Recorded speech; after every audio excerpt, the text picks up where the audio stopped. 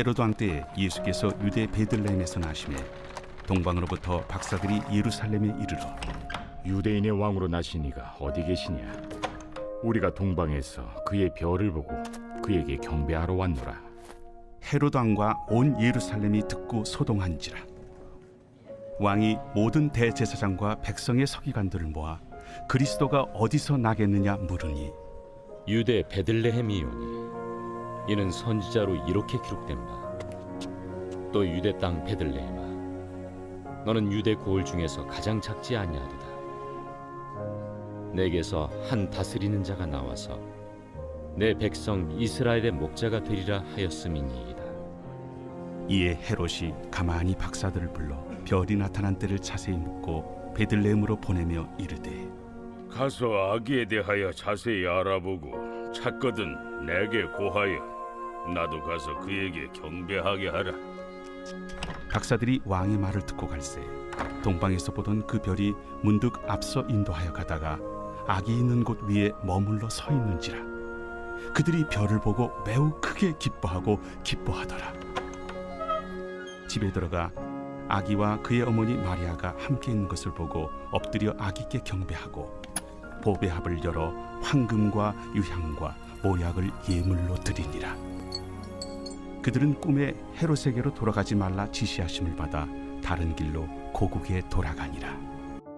우리 사랑하는 브릿지 가족 여러분, 또 오늘도 함께 큐티의 자리를 은혜 가운데 지켜가는 우리 소중한 성도 여러분, 우리 2026년 1월 14일 우리 수요일 마태복음 2장 1절에서 12절의 말씀을 중심으로 헤롯에게 돌아가지 말라라고 하는 제목 하에 오늘 주신 말씀 함께 큐티하기를 원합니다. 우리 사랑하는 성도 여러분, 오늘 우리는 성탄의 이야기 가운데서도 어떻게 보면 굉장히 불편하고 또 긴장감이 넘치는 그런 본문을 마주하게 되는데요. 어떻게 보면 마태복음은 예수님의 탄생의 기사를 이렇게 시작을 합니다. 헤로드 왕 때에 예수께서 유대 베들레헴에서 나시매라고 말입니다. 여러분, 이 한 문장은 단순한 역사적인 배경을 설명하기 위해서 집어넣은 문장들이 아닙니다. 오히려 마태라고 하는 이 의도는 의도적으로 아주 분명하게 무엇인가를 말하고 싶었던 거죠.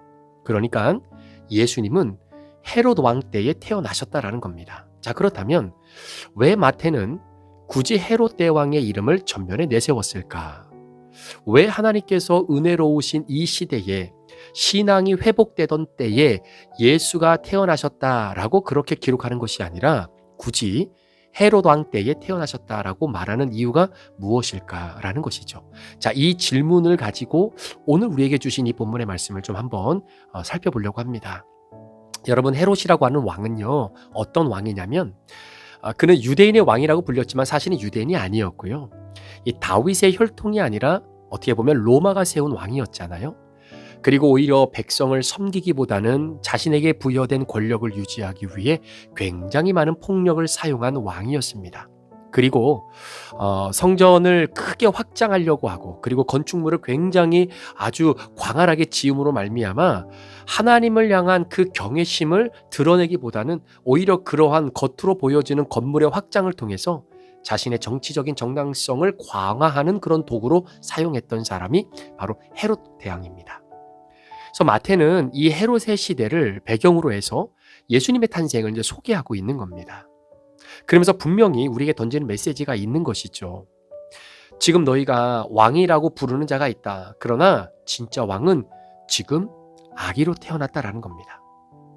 그러니까 헤롯은 왕좌에 앉아 있기는 하지만 그 이야기를 듣는 순간 두려움에 사로잡힐 수밖에 없는 것이고 결국 예수는 말구유에 누워 있지만 하나님의 약속 위에 서 있는 바로 진정한 구원자의 모습을 대조하고 있는 바로 마태의 문학적 기법을 조금 볼 수 있는 거죠. 사랑하는 성도 여러분, 마태복음은 아예 단도직입적으로 시작부터요 우리에게 이렇게 묻습니다. 너희가 믿는 왕은 누구냐라는 거예요. 너희가 믿는 왕은 누구냐? 우리는 종종 이렇게 생각을 합니다. 지금 우리의 상황이 좀 좋아지면 하나님이 일하실 거야. 정치가 좀 안정이 되면 우리의 종교적인 문제들이 회복이 되면 그때 하나님의 나라가 이 땅에 임하게 될 거야. 그런데 여러분, 성경은 정반대로 말합니다. 예수님은 정의로운 왕이 다스리는 시대가 아니라 폭력과 불안, 공포가 지배하는 시대에 종교와 정치가 결탁해서 오히려 자기 정체성을 지키려고 하는 그 시간의 모습이 너무나 힘들어지는 그 시대에 우리 예수님이 태어나셨다라는 거예요. 그러니까 모든 것이 안정되어지고 모든 것이 각자의 제자리에 위치해 있는 그러한 평안하고 온전한 때에 예수님이 이 땅에 구원자로 오신 것이 아니라 하나부터 열까지 모든 것이 실타래가 얽혀 있는 것처럼 다 얽혀 있었던 바로 그 시기, 자신들의 정체성을 온전히 세워나가기가 너무나 어려웠던 바로 그 혼란의 시기에 우리 예수님이 태어나셨다라는 거죠. 여러분, 이 말이 무엇을 의미하는 것일까요? 여러분, 하나님의 구원은요, 우리가 살아가는 현실을 피하지 않는다라는 겁니다. 어떻게 보면 하나님의 나라는 가장 왜곡된 권력의 중심부로 침투해서 들어오는 거죠. 여러분, 헤롯의 시대는요, 단순히 나쁜 정치의 시대가 아니라 종교하고 이 권력이 완전히 하나가 되어서 스스로를 정당화하려고 했던 시대가 바로 그런 시대였습니다. 바로 그 시대 한복판에 예수님이 태어나신 것이죠. 자, 예수님의 태어난 이 아름다운 소식을 성경에서는 가장 먼저 알아차리고 그 예수님의 탄생을 경배하고 축하하기 위해 발걸음을 옮겼던 사람들을 우리들에게 소개해 줍니다. 어떻게 보면 이것도 굉장히 마태의 입장에서는 놀라운 대조를 우리에게 보여주는 또 문학적인 기법일 수도 있겠죠. 자, 예수님의 탄생 소식을 가장 먼저 알아본 사람들이 누굽니까? 제사장이 아닙니다. 서기관도 아닙니다. 성전 중심의 종교 지도자들도 아닙니다. 오늘 본문에서는요, 동방에서 온 박사들이라고 하는데 학자들에 따르면 이 동방에서 온 박사들은 이방인들이라는 거예요. 그러니까 유대교의 정체성 바깥에 있던 사람들, 율법도 성전도 혈통도 굉장히 난무했던 시대였지만 그러나 그 모든 주류권에 있는 사람들은 예수님의 탄생을 알려주고 있는 그 별을 보고 움직이지 않았다라는 겁니다. 그러나 유대인들이 가지고 살아가는 자신들의 카테고리 밖에 벗어나 살아가고 있는 이방인들, 지옥의 불쏘시개감으로 밖에 쓰일 수밖에 없는 이방인들, 구원받지 못할 자들, 오히려 그들에게 예수님의 탄생의 놀라운 소식이 가장 먼저 전해지게 되는 것이죠. 우리 사랑하는 성도 여러분, 오늘 마태복음 2장이 굉장히 우리에게 중요한데요. 여러분, 성경을 가장 많이 가진 사람들이 예수님의 탄생을 가장 먼저 알아보지 않았습니다. 하나님의 부르심에 반응한 사람들이 오히려 예수를 만나게 되는 거죠. 예루살렘은 소동했지만 움직이지 않았고요. 결국 동방 박사들은 그 별을 따라 예수님의 탄생을 예배하고 축하하기 위해 먼 길을 떠나게 됩니다. 자, 이때 헤롯 대왕은요, 동방 박사들의 말을 듣지요.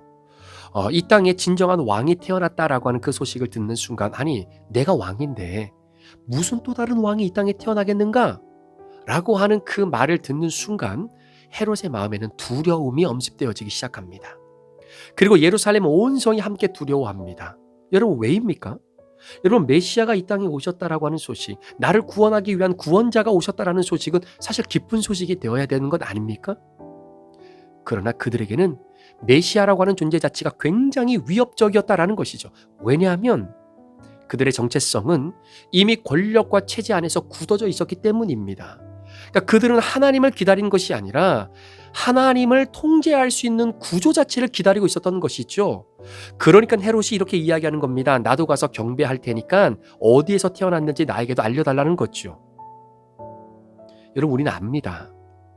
헤롯이 이렇게 말하는 것은 본인도 이 땅의 구원자이신 예수 그리스도의 탄생을 축하하고 예배하기 위해서 그 자리를 가려고 한 것이 아니다라는 것을 알잖아요.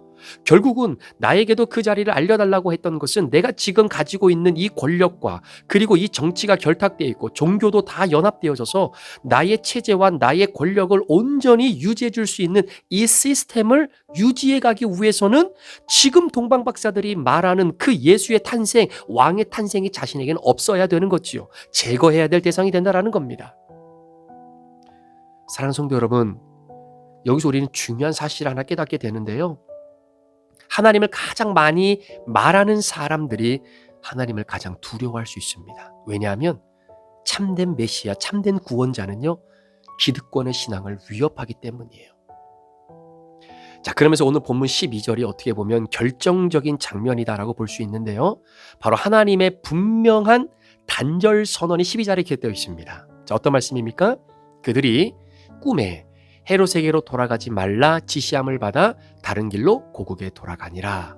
여러분, 이 말씀은요, 그저 동방박사들의 목숨을 안전하게 지켜주기 위한 그런 조치로서의 말씀이 아닙니다. 이건 굉장히 신학적인 선언이다라고 보는 거죠.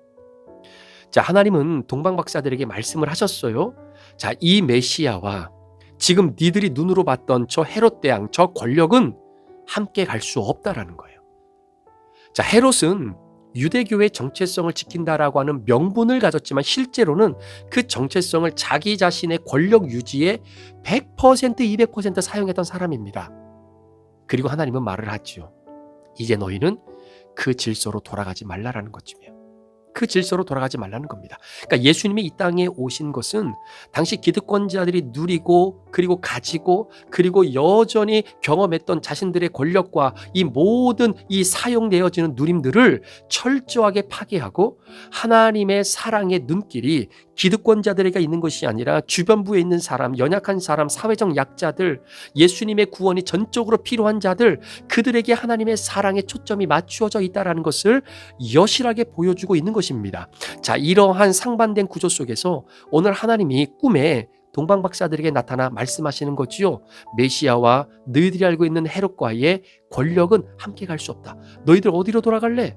이제는 이전에 너희들이 살아왔던 그러한 삶의 과거의 그런 권력과 그러한 삶의 모습으로 돌아가지 말고 예수님이 탄생하심으로 말미암아 이 땅에 펼쳐가는 새로운 창조의 질서 속으로 들어가라라는 이야기예요. 사랑하는 성도 여러분, 이 메시지는요, 지금 우리가 들을 때는 당연히 예수님, 메시아, 그분을 따라가야 되는 게 맞지, 이렇게 생각하실 수 있지만, 여러분, 처음 마태복음의 말씀을 큐티하면서 여러분들에게 이 마태복음이 기록되어져 있던 어떤 의도와 배경 잠시 설명을 드렸잖아요. 그러니까 유대교 지도자들의 입장에서, 당시에 기득권을 가지고 있었던 사람들의 입장에서는 오늘 이 마태가 기록한 예수 그리스도의 탄생의 메시지는 굉장히 위협적인 말씀이 될 수밖에 없는 겁니다. 자신들의 이 가치 체계와 이 권력 구조가 완전히 무너질 수도 있는 바로 그 시작점이 예수님의 탄생이거든요. 그래서 헤롯과 당시 유대교 지도자들은요, 그리고 종교적 기득권을 가지고 있었던 사람들은 그래서 구원자이신 예수, 이 땅의 왕으로 오신 예수를 죽이고자 했던 이유가 바로 그런 이유입니다. 참고로 여러분, 이 성탄절의 이 별 이야기 있잖아요. 그러니까 동방박사가 별을 보고 따라왔다. 이 별에 대한 이야기. 여러분, 이 이야기는요, 사실은 신약에서 처음 시작된 것이 아니라 구약 성경 중에 민수기 24장에 보면 이미 수천 년 전에 이 땅에 예수 그리스도가 탄생하실 것이다라고 하는 이 성탄의 별에 대한 예언을 했던 한 기사가 있습니다. 그러니까 이사야보다 그리고 뭐 다른 구약의 선지자들보다 훨씬 이전의 말입니다. 자, 민수기 24장에 기록된 사건인데 혹시 기억하십니까? 발람과 이 발락의 대화를 이해하시게 될 거예요. 자, 이 두 사람의 대화를 이해할 때 오늘 이 성탄절의 별에 관한 이야기, 굉장히 깊은 의미를 깨달을 수 있는데요. 자, 당시에 모압 왕이었던 발락은 자기의 어떤 이 기정으로 자기의 어떤 지역으로 들어오고 있었던 이스라엘 백성들이 있었죠. 그러니까 이스라엘 백성들은 진짜 그 모압 땅만 이렇게 밟고 지나가겠다.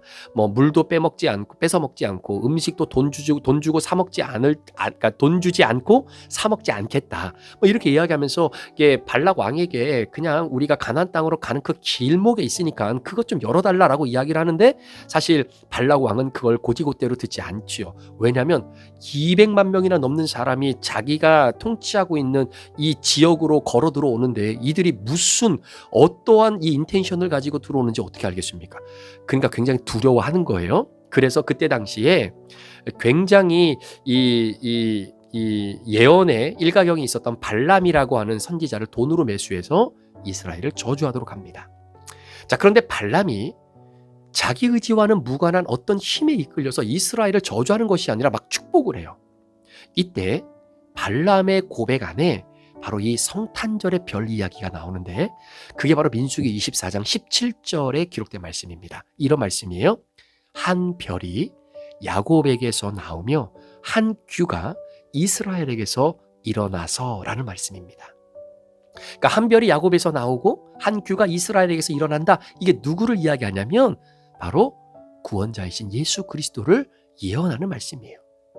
자, 그러니까 지금 자신의 힘으로 이스라엘 백성을 저주하지 못하는 것은 야곱에서 나오는 한 별이 결국은 이스라엘을 구원하실 것이기 때문이다라는 거예요. 그러니까 내가 아무리 여기다가 저주를 퍼붓고 이 사람들을 망하라고 그렇게 내가 예언을 해도 결국 이들은 저주받는 인생이 아니라 망하는 인생이 아니라 한 별이 야곱에게서 나오는데 그 별을 통해서 결국 다시 회복되고 다시 구원받게 되어질 백성이다라는 것이죠. 그 의미가 깔려 있는 겁니다. 자, 그러니까 그 발람의 의도의 마음이 자, 헤롯 왕 때에 수천 년이 지난 헤롯 왕 때에 이 땅에 구원자로 오셔서 이스라엘뿐 아니라 온 인류를 구원하시는 메시아의 등장과 이게 연결이 되어진다라는 것이죠. 여러분, 당시 종교 지도자들은 우리가 율법을 지켜야 민족이 산다. 우리가 중심을 잡아야 하나님 나라가 유지된다. 이렇게 믿었거든요. 그러나 예수님은 그 체제를 강화하러 오신 분이 아니었습니다. 오히려 예수님은 혈통 중심의 정체성을 무너뜨리고 성정 중심의 권력을 흔들고 율법을 독점해온 그 사회적 구조, 종교적 구조 자체를 완전히 해체하러 오셨어요. 그래서 그들은 예수를 경배할 수 없었습니다. 왜냐하면 예수를 왕으로 인정하는 순간 자신들이 잃어버릴 게 너무나 많았기 때문입니다. 여러분, 동방박사들이 다른 길로 돌아가는 것은 단순한 동선의 변경이 아니죠. 이건 선언입니다. 우리는 더 이상 헤롯의 세계 질서에 협력할 수 없다라는 거예요. 더 이상 옛 자아를 따라가며 과거의 내 인생으로 나는 돌아갈 수 없다라는 겁니다. 여러분, 예수를 만난 사람은 기존의 안전한 구조, 기존의 종교적인 권위, 기존의 권력과 타협하는 신앙으로 내가 돌아갈 수 없다라는 거예요. 그래서 오늘 마태복음 2장 이 앞부분의 메시지가 오늘 저와 여러분들에게 던지는 도전은 다른 것이 아니라 우리에게 이 질문을 던지는 겁니다. 헤롯의 왕의 길로 걸어갈래? 아니면 새로 태어나신 메시아 예수 그리스도의 그 길로 걸어갈래? 이 질문 앞에 누가 오늘 큐티를 함께 나누고 말씀 듣는 여러분 가운데 저는 헤롯의 왕의 길로 다시 돌아가겠습니다 라고 할 사람이 어디 계십니까? 없어요. 그런 사람은 아무도 없습니다. 그런데 그럼에도 불구하고 우리의 삶의 길을 한번 이렇게 보면 내가 정말 예수의 길을 가고 있는지, 세상의 길을 가고 있는지, 내가 예수 그리스도의 메시아의 탄생과 그 구원의 기쁨과 감격의 길을 걸어가며 늘 낮아지고 겸손하고 주님의 뜻을 찾는 그 길을 걸어가고 있는지, 아니면 여전히 내 자아가 살아나서 내가 유지하고 내가 누리고 내가 가지고 있는 이 모든 권력 구조가 무너지지 않는 이걸 지키기 위한 인생의 길을 걸어가고 있는 것은 아닌지, 오히려 내가 가지고 있는 이 길을 온전히 지켜내기 위해 신앙의 길을 이용하고 있지는 않은지 우리 한번 돌아봐야 되는 겁니다. 오늘 예수님께서 탄생하신 이 사건은 우리에게 굉장히 중요한 질문을 던지는 거예요. 사랑하는 성도 여러분, 우리는 예수를 경배하면서도 여전히 헤롯의 방식으로 살고 있지는 않습니까? 우리는 신앙이라고 하는 이름으로 나의 안정감, 또 내가 있어야 할 나의 자리, 나의 정체성을 어떻게든 지켜가기 위해 혹시 예수를 경배하는 것을 수단과 방법으로 삼고 있지는 않습니까? 혹시 예수님이 내 삶을 흔들 때 그분을 기쁨이 아니라 위협적으로 느끼고 있지는 않습니까? 하나님은 오늘도 저와 여러분에게 말씀하시는 겁니다. 너희가 그 아이를 만났다면 이제는 다른 길로 돌아가라는 거예요. 다른 길로 돌아가라. 우리 사랑하는 성도 여러분, 예수님은 헤롯의 시대에 태어나셨습니다. 여러분, 이 헤롯의 시대를 오늘 우리의 삶으로 적용해 본다면 예수님의 탄생, 육신적 탄생은 2000년 전에 이루어진 역사적인 사건이지만 여러분, 예수 그리스도께서 오늘도 우리 안에 좌정하셔서 성령께서 날마다 매일매일 날마다 새롭게 부어주시는 그 은혜가 우리에게 쏟아지는 현장은 여전히 헤롯처럼 세상을 붙잡고 물질을 붙잡고 그리고 내 자아를 붙잡고 자존심을 붙잡는 그러한 나의 인격과 가치 체계를 유지하려고 하는 내 인생의 헤롯 시대에 바로 성령님께서 오늘도 우리의 마음을 흔들어 놓는 겁니다. 그 길 가지 말라고. 그거는 예수의 탄생의 길이 아니라고. 예수님이 걸어가셨던 자기 십자가를 지고 자기를 쫓는 길이 아니다라고. 오늘 예수님의 탄생의 이 놀라운 의미가 바로 헤롯 시대를 살아가고 있는 내 마음속에 끊임없이 던지는 메시지다라는 거죠. 고난을 피하기 위해, 상처와 아픔을 피하기 위해 예수님을 적당히 믿어야 된다라고 하는 그 마음. 하나님은 동방 박사들에게 헤롯에게로 돌아가지 말라 하셨습니다. 저는 이것이 복음이라고 생각을 해요. 복음은 세상을 조금 더 종교적으로 만드는 것이 아니라 완전히 다른 길을 열어주는 겁니다. 여러분 착각하시면 안 돼요. 내가 예수를 믿는 그 복음 안에 있다라고 하는 것 자체가 여러분이 지금 걸어가는 세상에서의 그 길을 조금 더 편안하고 조금 더 안락하고 조금 더 채워지는 그 길로 걸어가도록 도와주는 것이 복음의 역할이 아닙니다. 여러분, 복음은요, 세상을 더 종교적으로 만드는 것이 아니라 완전히 다른 길을 걸어가게 열어주는 것이 복음이에요. 그러니까 뭘 선택하겠는가라는 거죠. 헤롯의 길인가, 아니면 예수를 따라 다른 길로 걸어갈 것인가. 여러분, 예수님을 만난 사람답게 우리 권력과 두려움의 길이 아니라 겸손과 순종의 길로 걸어가는 그런 저와 여러분이 되었으면 참 좋겠습니다. 여러분, 끝까지 잘 걸어가셔야 돼요. 끝까지 잘 걸어가셔야 됩니다. 중간까지는 잘 걸어가다가 우리 인생의 말로에 정말로 예수 그리스도의 길을 걸어가다가 순간 내 앞에 놓여 있는 물질 때문에 내 앞에 놓여져 있는 어떤 인생의 성공 때문에 여러분 길을 갈아타면 안 됩니다. 환승하시면 안 되는 겁니다. 끝까지 예수의 길을 걸어가셔야 돼요. 혹시 여러분들도 매스컴을 통해서 또 SNS를 통해서 보셨겠지만 정말로 우리 기독교 역사 또 우리 한국 역사뿐만 아니라 우리 이 목회자들에게 굉장히 존경을 받았던 이 강해 설교의 대가라고 하시는 한 목사님의 이야기가 요즘 화두거리가 되고 있는데요. 그분의 이야기를 이렇게 쭉 SNS를 통해서 이렇게 읽어보면 참 마음이 답답하고 찹찹할 때가 있습니다. 그리고 그 이야기가 그분의 이야기가 아니라 내 이야기가 될 수도 있겠다라고 하는 생각이 제 마음속에 너무나 깊이 가인이 되는 거예요. 목회를 하면서 하나님 기뻐하시고 물질 따라가지 않고 성공 따라가지 않고 그저 말씀 붙잡고 큐티하며 주의 길을 걸어가겠다라고 결정하고 결단하며 갔던 그 길. 그런데 어느 순간 내 앞에 물질이 보이고 내 앞에 성공이 보이고 내 앞에 또 다른 아름다운 좋은 길이 보일 때에 그것이 하나님이 기뻐하지 않는 길임에도 불구하고 헤롯의 길로 갈아탈 수밖에 없는 것이 그게 바로 인간의 본성이기에, 그게 죄인인 우리들의 모습이기에 그 길로 갈아타지 않으려면 얼마나 주님 의지하고 하루하루를 말씀 붙잡고 살아야 되겠습니까? 사랑하는 성도 여러분, 남들에게 손가락질하기 이전에 내가 그 길을 걸어갈 수 있다는 생각 꼭 기억하시고 헤롯의 길로, 세상의 길로, 예수 믿는 사람들 그 길로 갈아타면 안 됩니다. 끝까지 주님 앞에 서는 그날까지 여러분 다른 길로 가지 마시고 예수를 따라가는, 주님 걸어가시는 그 십자가, 여러분의 십자가를 지고 따라갈 수 있기를 우리 구주 예수 그리스도의 이름으로 간절히 축원합니다. 기도하시겠습니다. 하나님 아버지, 오늘 예수님의 탄생의 이 본문은 우리들에게 늘 기쁨과 또 평안함과 또 환희를 가져다 주는 바로 그런 본문이었는데, 오늘 말씀을 가만히 묵상해 보니 이 말씀은 굉장히 우리에게 도전적인 질문을 던지는 주님의 메시지임을 깨닫게 됩니다.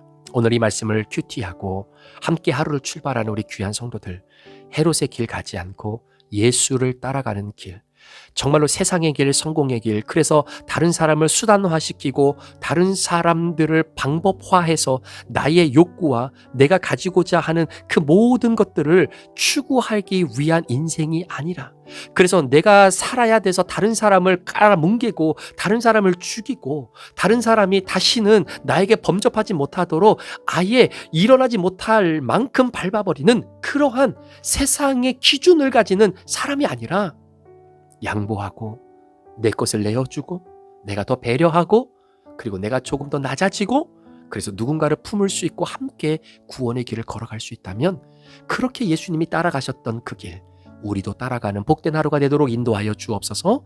감사를 드리며 예수 그리스도의 존귀하신 이름으로 축복하며 기도합니다. 아멘.